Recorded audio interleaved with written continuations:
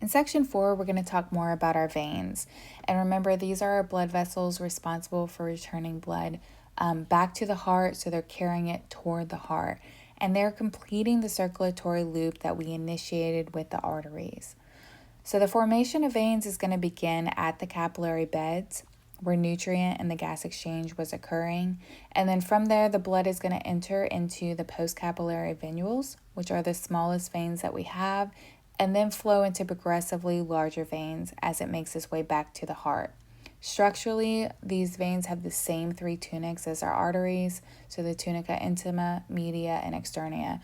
But there are some important differences because they play a huge role in a lower pressure circulation. So compared to arteries, the veins are going to have thinner walls and a larger lumen. That's going to help make them more distensible. And the capacity to stretch and hold the blood allows veins to function as really good storage vessels.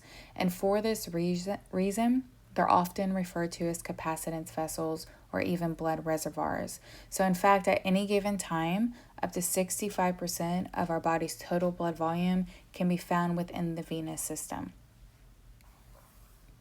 So this is just an image kind of showing you histology of an artery and vein. You will need to be able to distinguish between these two vessels in lab, but not for lecture.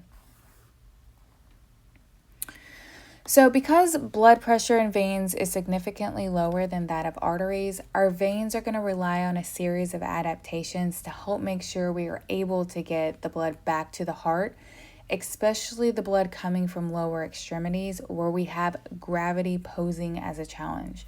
So one of the adaptations is going to be having the large diameter lumen, which is going to help offer minimal resistance to blood flow. But a really important structural feature that veins have are venous valves. And these are just one-way flap-like structures. They're formed from the tunica intima, and we have huge amounts of them in our limbs because their function is really to prevent the backflow of blood and make sure we have that unidirectional flow toward our heart. So the valves are crucial in maintaining circulation, especially during periods of standing or sitting. If they're not working correctly, it can actually lead to conditions such as varicose veins, where we have blood pooling, and then that's going to cause distension of the vessel walls. Another adaptation in our venous system is going to be the presence of venous sinuses.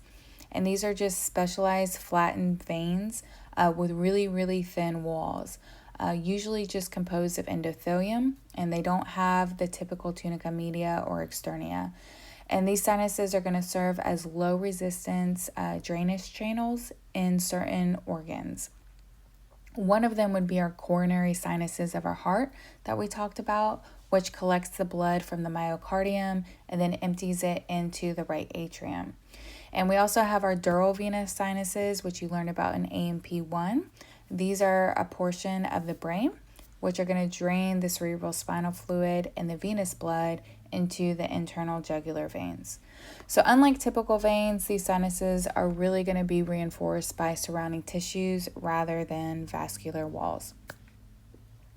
We also have helping support the venous return, especially in our legs and our lower torso, skeletal muscle contraction, known as the muscle pump. And we also have pressure changes during breathing that we refer to as the respiratory pump.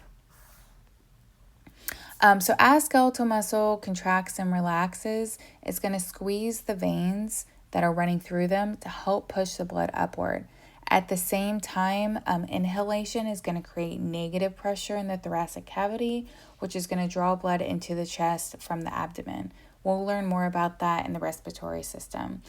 But basically, our valves and the wide lumens that we have make sure that we can get the blood back to our heart against gravity and making sure we have it flowing in a unidirectional manner.